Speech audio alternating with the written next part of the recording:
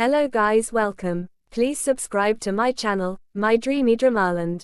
Tell me all your secret, part 1. The sun was shining over a beautiful city in Europe, where an ancient university stood proud with tall towers, green gardens, and a strange energy in the air. This place was not just known for its education, but also for the mysteries that surrounded it. Many students from all over the world came here, but very few knew the truth that this place was a hidden world of magic, curses, creatures, and secrets. One such student was Kanika, a smart and kind girl from India. She had worked very hard to get admission to this famous university. Her parents were proud of her. But Kanika had a secret. Since childhood, she used to feel strange things, like hearing whispers in silence, seeing colors around people, and feeling other people's emotions. She thought she was just imagining things, but after coming to this university, her powers started becoming stronger. She didn't understand what was happening, but deep inside, she felt that this place would give her answers. On the first day, Kanika entered the main hall. Hundreds of students were gathered there. She looked around nervously and saw a group of people who looked different from others. Among them, one boy caught her attention. He was tall, had brown hair and sharp eyes, and looked like he had a secret in his smile. His name was Felix. To everyone, Felix looked like a regular student, friendly, cool, and quiet. But he was hiding a big secret. He was a werewolf. He had learned to control his change, and lived like a normal human. But every full moon, he had to be careful. Kanika also met her roommate, a beautiful girl with red eyes and long dark hair. Her name was Rose. Rose looked calm, but her eyes always looked like they were watching something far away. She was a wizard, one of the few female wizards left.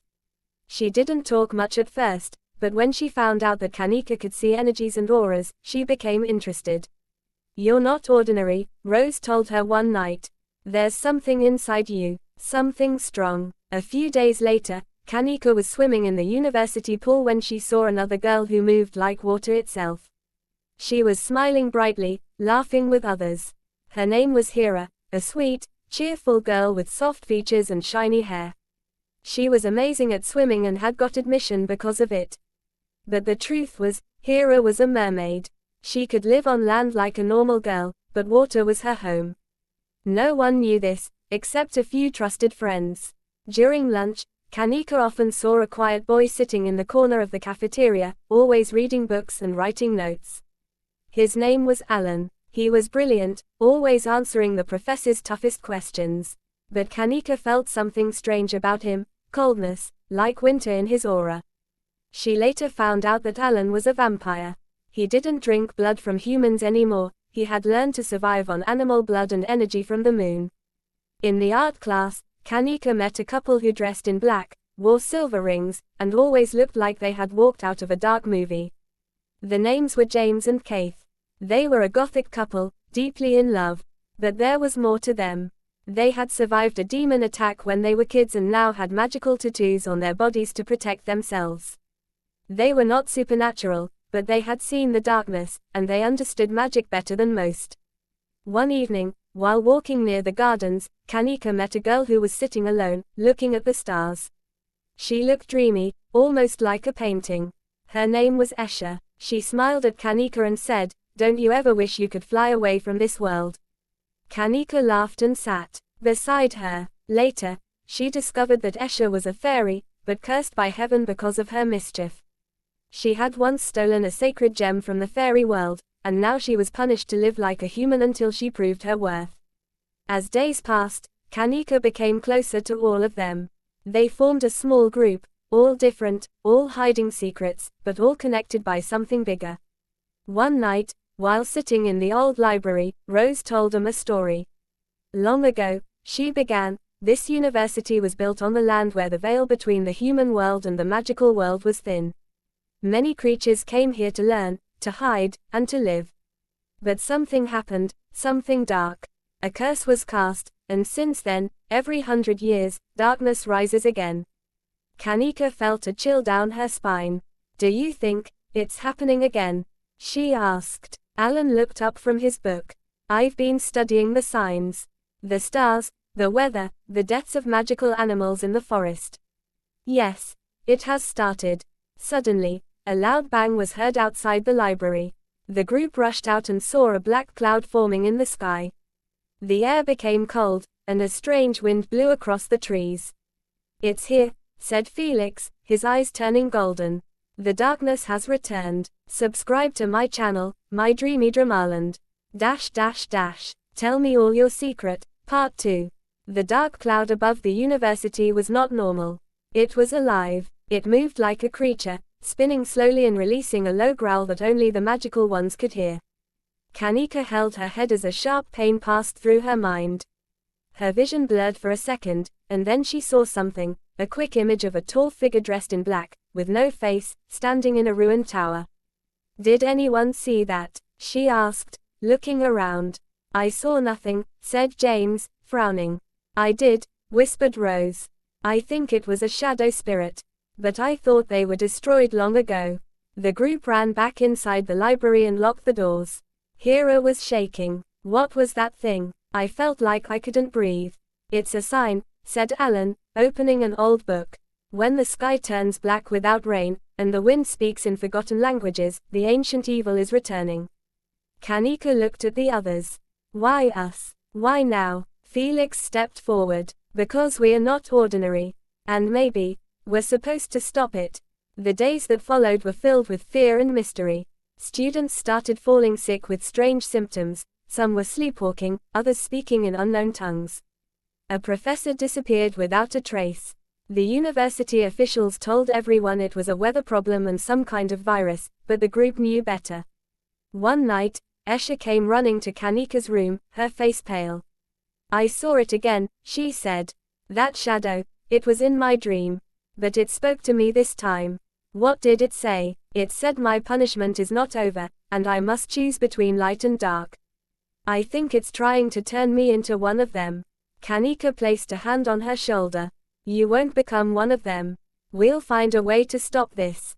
Meanwhile, Rose was researching every magical book she could find. She discovered that a long time ago, a powerful wizard named Zulmar tried to open a gate between the magical world and the human world. He wanted to create an army using the dark spirits trapped in the underworld. But he failed, and before he was destroyed, he cursed the land, this land. "I think Zulmar's spirit is trying to come back," Rose said. "And he needs a body to return." Everyone fell silent. "What kind of body?" asked Kaith. "A body with old magic, or someone who has awakened spiritual powers recently." All eyes turned to Kanika. "No," Kanika said, stepping back. "That can't be." But deep inside, she knew something was changing in her. She was having visions, her dreams were becoming real, and she could feel people's emotions stronger than ever. Maybe Zulmar wanted her body. Maybe this was why she had been drawn to this place. Alen nodded slowly. "That makes sense. You're the key." The group decided to stay together at all times. They started secretly practicing magic in an abandoned classroom underground.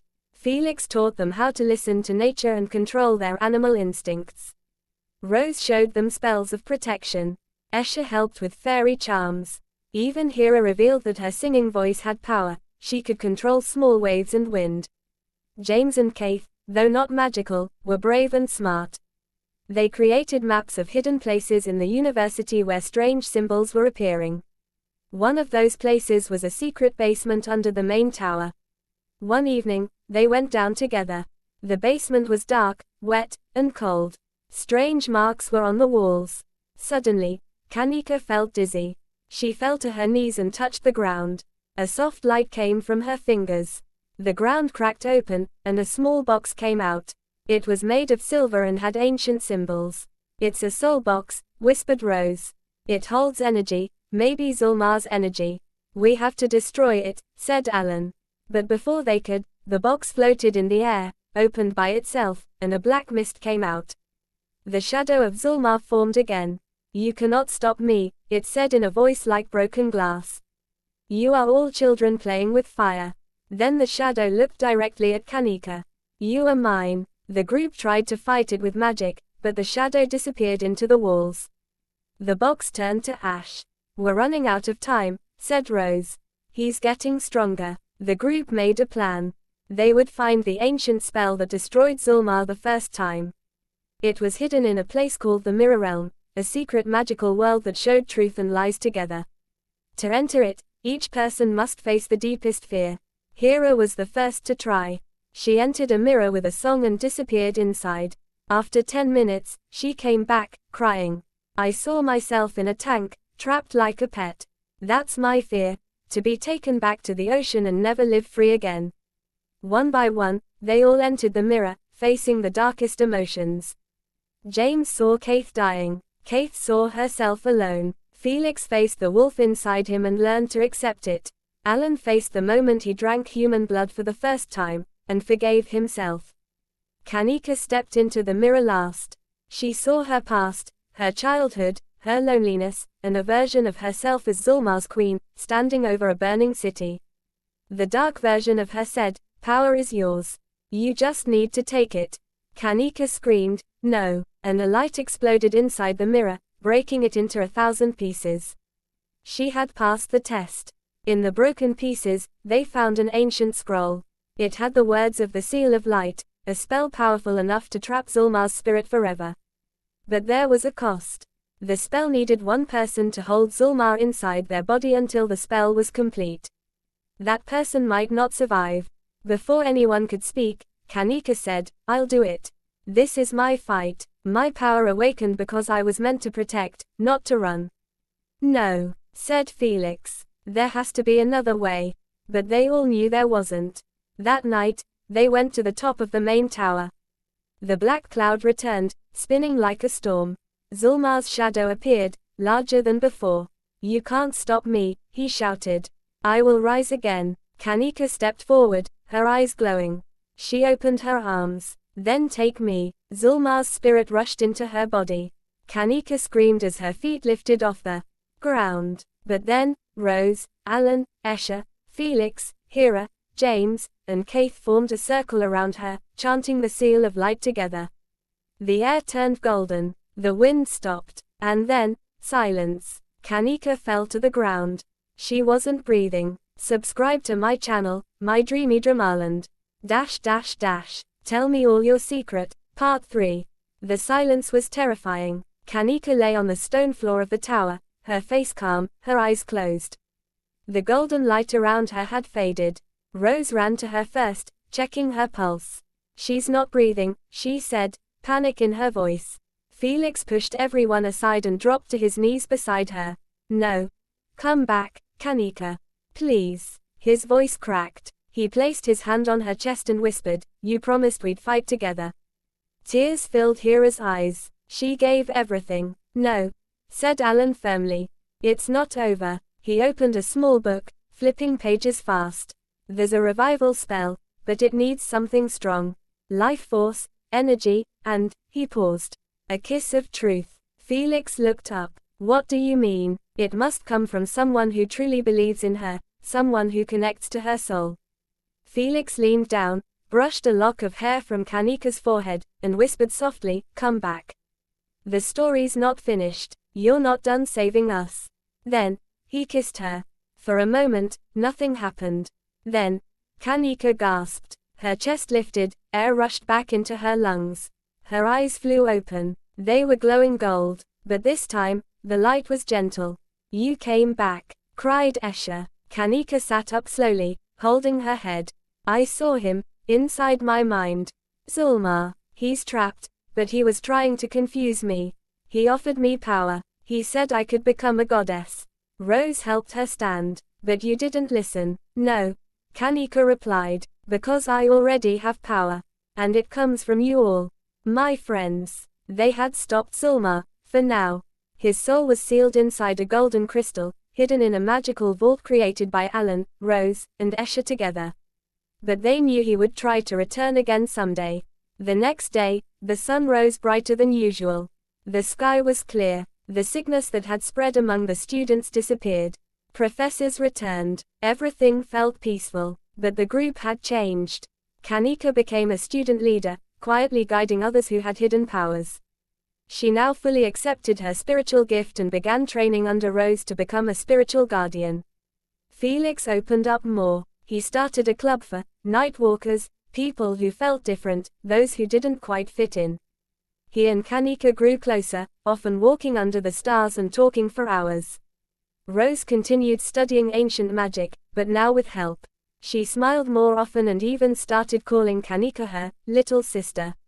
Esha's curse began to fade. The heavens had seen her loyalty and bravery. Tiny fairy wings sparkled on her back once when she laughed. Maybe her time on Earth was teaching her kindness. Alen received a mysterious letter from the Vampire Council. They had heard of his work and wanted him to become a guardian of knowledge. He smiled for the first time in front of them and said, "I think I've found my place." James and Kaith got matching tattoos of a broken mirror with a rose inside it, to remember what they had survived together. They also published their first book of Gothic poems, secretly adding clues about their magical adventures. Heera became even more popular. Her swimming talents earned her medals, but her real pride came from her friends. One day, she whispered to Kanika, "You all gave me land legs, not magic." As time passed, the group stayed united. But a new mystery began. One night, while walking near the edge of the forest, Kanika saw a child sitting under a tree. She went closer and asked, "Are you lost?" The child looked up. His eyes were black, and his voice echoed strangely. "The seal is not enough. He is not alone. The others are waking." Kanika's heart skipped a beat. Before she could speak again, the child disappeared. She looked toward the sky. A single dark star blinked for a second, then vanished. She ran back to the dormitory and called the group. "We're not done," she said. "There's more coming." Felix looked at her calmly. "Then we face it together. Always." And so began the next chapter of their journey. A new secret, a deeper danger, and a promise. They would always protect each other, no matter what came next. Because they were not just students anymore. They were guardians of truth. And their story had only just begun. Subscribe to my channel, My Dreamy Dramaland. Tell me all your secret, Part 4. Days turned into weeks. Life returned to normal at the university, or at least it seemed that way from the outside. Classes continued, students laughed in the gardens, and professors gave lectures. But Kanika and her group knew better. Peace was only temporary. They met in secret every weekend in the underground room they now called the Circle. They studied new spells, trained in magical defense, and kept a careful watch on the skies and the stars. But something strange was happening. Kanika's powers were growing. She no longer needed books to learn spells. Sometimes, when she touched people, she could see glimpses of their past or feel the deepest secrets. It scared her. One night, while studying in the library alone, she touched an old book and suddenly saw a vision, a woman, floating in water, her eyes glowing white, calling her name. "Kanika, wake the sea." Kanika gasped and stepped back. The book had no title, only a symbol, 3 waves inside a circle. The next day, she showed the vision to Heera. Heera looked afraid. "That's from the ocean realm," Heera said. "I've only heard stories about it. It's where mermaids go when they disappear. But no one talks about it. Not even in my family." "Why would they call me?" Kanika asked. "I don't know," Heera said, worried. "But if they are calling you, something big is coming." Later that night, Rose cast a revealing spell on the book. Hidden words appeared. They spoke of a forgotten queen of the sea, a guardian who protected both land and ocean, a girl born once in 100 years. The last line said, "The guardian will rise again when the stars cry black."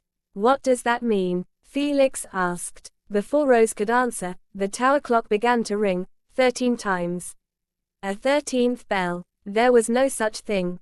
The group ran outside. Everyone in the university was frozen, mid-step, mid-laugh, mid-sentence. Only Kanika, Felix, Rose, Esha, Alen, Heera, James, and Kaith could move. "What's happening?" Esha whispered. Suddenly, the stars above began to flicker. One by one, their light turned black, like ink dripping from the sky. Then, a loud sound echoed across the land, like a wave crashing through space. A portal opened in the air. From it stepped a man dressed in blue and silver armor, with long silver hair and eyes as deep as the ocean. Behind him, water floated in the air like a living creature. "I am Oral, the man said, messenger of the Deep Sea Council. Everyone stared. You, he said, pointing to Kanika, have awakened the seal. The sea is watching. Kanika stepped forward. I don't understand. Why me? Because you are the next sea guardian, Aurel replied. Chosen by the ocean, bonded by fate. But I'm not a mermaid, she said. You're more, Aurel said softly. You're a bridge, between all worlds. Heera looked at her, shocked but amazed. Aurel then turned serious. But danger is coming. Zulmar was not alone. There is a group, the Whispering Ones. They live in shadows, waiting. They want to control all magic and destroy the balance between realms. Esha's wings shimmered faintly. So the war isn't over. No, Aurel said. It's just beginning. He handed Kanika a silver shell. This will open the path when the time is right. Then, like mist, Aurel disappeared. The stars returned to normal. Time unfroze. Students continued as if nothing happened. But nothing was the same. The group returned to their hidden room. Everyone was silent for a while. James finally said, how many more secrets are out there? As many as were brave enough to face, Kaith answered. Kanika held the shell tightly. She could feel the ocean inside it. We need to train harder. Learn more magic. And prepare. Felix stood beside her. No matter what comes, I'm with you. The others nodded. One by one. That night, Kanika dreamed again. She was underwater, floating in light. She saw faces, mermaids, warriors, old gods. And then, Zulmar, chained in the darkness, whispering. They will come for you, before you are ready. She woke up sweating. A knock came at her door. It was Rose. Something's wrong. Come quickly. Kanika followed her to the edge of the forest. There, carved into the ground, were symbols burning with red fire. A message. We are watching. The Whispering Ones are near. Kanika looked up at the stars. The War of Secrets had begun. Subscribe to my channel, My Dreamy Dramaland. Tell me all your secret, Part 5. The burning red symbols on the ground stayed glowing for hours. Rose and Alen tried to erase them, but nothing worked. It wasn't just magic. It was a warning. Kanika stood silently, her heart beating fast. The Whispering Ones were real. And they were already here. They've entered the forest, Rose said. That means they've crossed the boundary. That's not possible, Alen replied. The forest is protected. Not anymore, said Esha. Her wings twitched nervously. They've found a way through. The group gathered back in the underground room, the circle. Kanika placed the silver shell on the center table. It began to glow softly, reacting to something nearby. A new energy. I think we need to open the path now, Kanika said. But it's risky, Felix warned. We don't even know what's on the other side. I know, Kanika replied. But if we wait, they'll get stronger. The group stood in a circle. Rose whispered a spell, while Alen read from the ocean book. Heera placed her hand on the shell. A portal opened, shimmering blue and deep like the sea. Without a word, they stepped through it. They landed inside a giant underwater palace. But they could breathe. The walls were made of glowing coral, and fish swam gently around them. It was quiet, peaceful. Aurel appeared again. You came, he said. We had to, Kanika replied. We need answers. Aurel nodded. Then come. It's time you meet the Council of the Deep. They were led to a chamber with 7 thrones, each holding a creature of the sea, some part human, some glowing, others ancient and silent. An old mermaid with silver scales spoke. The Whispering Ones are searching for the star crystals. If they gather all 5, they can break every boundary between realms. Where are they now? Kanika asked. Scattered, another council member said. One was hidden on land, but it's been taken. Kanika looked at Felix. That must be what the fire symbols meant. Aurel turned to the council. Kanika must begin her training now. Answer. For the next few days, Kanika trained underwater with Heera and Aurel. She learned to hear the voice of the sea. She could control waves, call sea animals, and even speak underwater without words. Felix stayed close, though the sea made him uncomfortable. I'm land, you're water, he joked. Maybe we're both storm, Kanika replied with a smile. Back on land, Rose, Alen, Esha, James, and Kaith stayed to guard the university. They noticed strange shadows moving at night. A student disappeared. No one remembered him. It started, Esha said. The Whispering Ones are hunting. Then one night, the sky turned green. A portal opened above the university. Creatures came out, tall, cloaked figures with no faces, only whispers around them. Kaith and James fought them off with their shadow magic. Rose created a protective shield. Alen used his vampire speed to distract them. But they were strong. Kanika felt it from the sea. She touched the shell and said, "Take me back." In a blink, she arrived on land, water dripping from her clothes. She raised her hands. Enough. A powerful wave came from her and washed away the dark creatures. They screamed as they vanished. Everyone looked at her, glowing, shining like a star. Kanika had become the guardian. Later, the group sat together, tired but alive. "We can't keep waiting," Felix said. "We have to find the star crystals before they do." "But where do we begin?" asked Kaith. Kanika held the shell again. A soft map appeared in the air. It showed 5 points across the world, one in the North Mountains, one in the desert, one in the ocean, one in the frozen lands, and one in the dream world. Rose's eyes widened. "The dream world isn't real." "Yes, it is," Alen said slowly. "But only for those who believe in it." They all stared at the map. A new quest had begun. A race to protect the crystals, to stop the Whispering Ones, and to uncover the full truth of Kanika's past and her future. But for now, they rested. For the war was far from over. And the deepest secrets were yet to be told. Please subscribe, like, share and comment.